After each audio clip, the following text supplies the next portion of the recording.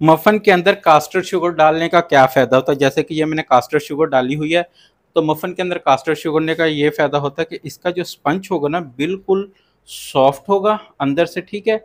और जूसी होगा, जैसे कि फजी ब्राउनी होती है, ये टेक्सचर होगा। और कास्टर शुगर का और क्या फ़ायदा हो सकता है वो मैं आपको बता देता हूँ। कास्टर शुगर का ये फ़ायदा होगा कि इसका जो स्पंज होगा वो जूसी सा होगा और जैसे कि फजी ब्राउनी का टेस्ट आता है वैसा होगा। अच्छा, इसके अंदर एसिड शुगर नहीं डालनी, इसके अंदर दानेदार जो शुगर होती है वो नहीं डालनी, यानी कि आप ये नहीं, अगर आप कास्टर शुगर डालने के, इसमें जब कास्टर शुगर डालने का ये फ़ायदा है कि इसका जो स्पंज होगा ना वो फजी ब्राउनी के जैसा टेस्ट देगा, जूसी सा होगा मफ़न के अंदर। तो इसमें जो है कास्टर शुगर जो है, अगर आपके पास कास्टर शुगर नहीं है तो वैसे दाने वाली चीनी ले लें, उसको दरदरी सी कर लें, ऐसे चॉपर में डाल के 2-4 चक्कर दिलाएँ, वो दरदरी सी हो जाएगी। वो आपने मैदे के अंदर डायरेक्ट डालनी है, आपने ऑयल में या दूध में नहीं डालनी, यानी उसको दरदरा ही आप बैटर के अंदर मिक्स करके हमने बेक कर लेना है।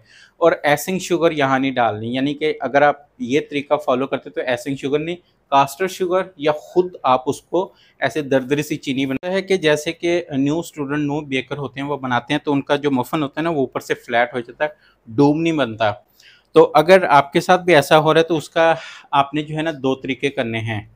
एक तो आपने जो है ना, जब तक आपका हाथ नहीं सेट होता है, रेसिपी आपके पास परफेक्ट होगी, लेकिन इसमें जो मसला आता है वो ओवन के टेम्परेचर का होता है। जब तक आपका ओवन का टेम्परेचर मफ़न के साथ मैच नहीं होगा तब तक उसका सही से डूम नहीं बन पाएगा, जैसे कि ये डूम बनता है। तो उसका ये है, एक जब तक आपका हाथ नहीं सेट हो तब तक आप जो है ना इस तरह के जो है ना लें, या फिर अगर आप यही लेते हैं जैसे कि ये नॉर्मली रेगुलर जो होते हैं ये, तो इसके अंदर एक मफ़न के अंदर, इसके अंदर यानी अगर ये वाला लेते हैं तो 50 ग्राम बैटर डाला जाता है। तो आप 50 ना डालें, आप 35 डालें, ठीक है? 35 डालने का ये होगा कि इसके बराबर होगा, यानी इसके बराबर आ जाएगा और आपको आइडिया हो जाएगा, ताकि आपका नेक्स्ट टाइम नुकसान ना हो। और अगर आप इसके अंदर बनाते हैं तो वैसे इसके अंदर 100 ग्राम बैटर डाला जाता है मफ़न के लिए, तो इसका भी डोम बन जाता है इस तरह का, इस तरह का डोम बन जाएगा। लेकिन अगर आपका हाथ सेट नहीं है और आप प्रैक्टिस में हैं तो आप इसके अंदर 100 ग्राम डालने के बजाय आप 80 ग्राम डालें, ताकि अगर वो फ्लैट होता भी है तो उसका ये होगा कि वो निकल के बाहर नहीं आएगा, तो ये फ़ायदा रहेगा। और एक कपकेक इसके और भी मिलते हैं, जैसे इसके फूल बने होते हैं या ऐसे कान से निकले होते हैं, तो वो वाला बैटर भी आप कप लाइनर इस्तेमाल कर सकते हैं।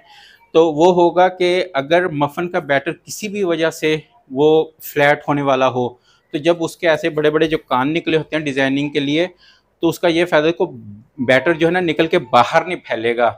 मतलब अगर आप वो दूसरे वाले लेते हैं जैसे ये, वो निकल के बाहर नहीं फैलेगा। अगर आप ये वाला लेते हैं तो इसके अंदर 80 ग्राम तक डाल दें, तो अगर इसके अंदर भी बैटर का कोई 19 पीस होगा तो वो निकल के बाहर नहीं फैलेगा। अच्छा, ये सारी एहतियात इसके लिए इसलिए की जाती है कि मफ़न के ऊपर आइसिंग नहीं की जाती, इसको यूँ ही सर्व किया जाता है, यूँ ही पेश किया जाता है। और इसके ऊपर अगर तो कपकेक होते हैं वो जैसा भी हो बंदा काट-पीट के उसको ऊपर आइसिंग करके उसको छुपा लेता है, लेकिन मफ़न थोड़ा-सा डिफरेंट टेक्निक्स होती है, इस वजह से ये थोड़े-से इंस्ट्रक्शन आपको फ़ॉलो करने होंगे। अच्छा, इसमें ओवन का जो इश्यू है, ओवन का मैं बता देता हूँ कि ओवन की जो हीट है ना मफ़न के लिए, जैसे हम normally oil egg based sponge bake करते हैं या ऑयल बेस्ड स्पंज बेक करते हैं।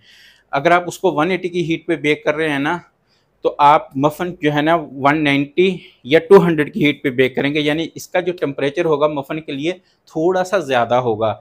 स्पंज की उससे कम नहीं होगा, अगर कम होगा तो फिर ये ऊपर से फ्लैट हो जाते हैं। तो ओवन का ये मसला होता है। तो ये सारी चीज़ें पीछे जो मैंने बताई हैं वो इसलिए बताई हैं कि जब आप थोड़ा बैटर डाल के आप एक तजुर्बा कर लेंगे कि आपके ओवन की हीट से इसका डूम सही बन गया। अगर आपके पास रेसिपी ठीक हुई फिर इसका फ्लैट हो जाते हैं तो फिर ओवन का ही मसला हो सकता है, फिर और कोई मसला नहीं है। तो आप एक दफ़ा जब बनाएंगे थोड़ा बैटर डाल के तो आपको आइडिया हो जाएगा कि इस हीट पे आपके मफ़न सही पक रहे हैं।